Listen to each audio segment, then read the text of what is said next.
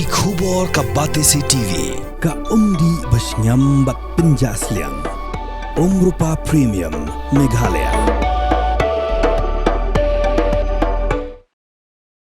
Kalampung Ilakai 5th East Khasi Hills District Wushu Championship Arja Apun Rio Kabalalong Halai Kerhong Sports Hall Kalasaki Rejing Shimata Jong Shispasan Pungut Ginong Ilakai na Kelengi District Balapulong na East Khasi Hills District Wushu Association Habok Rejing Kmi Jong Meghalaya Wushu Association Hakani Rejing Ilakai Shimata di Club Paper Pair Kibai Kun Hagasanda Bat Taulu Hakaba Ginong Ilakai Gilapin Iye Kisap Ilakai Paper Pair Jongki Hakabakut jong ni kejeng kun kedonita Elite Warrior Martial Arts Gym kalayok khurya kanam Team Champion boot sa Stay Strong Fitness School hagakerdan kabaat kadba Commander Niting Martial Art Physical Fitness Club kalayok khurya kerdan kabalai hapadeng kinong ilakai one kid boklang kharkungor loyora kanam Best Player hagasanda bat ukershan bor ar songthiang ulayora kanam Best Player hagataulu Kumpan cupentip hang ni bau kersan bor ar song thiang ula syajien man mikma ke India ke International Wushu ke Bansalong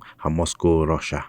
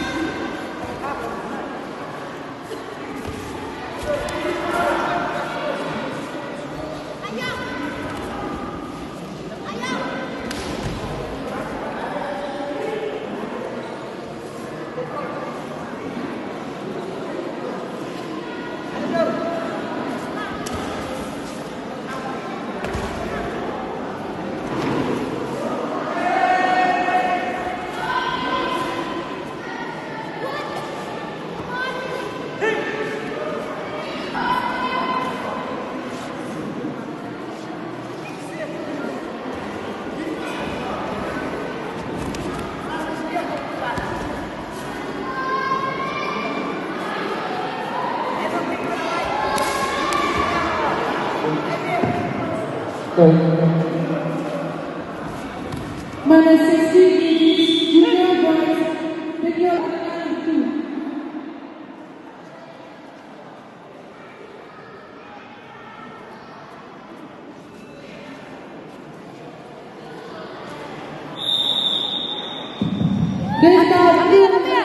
Lamir, bahas ni.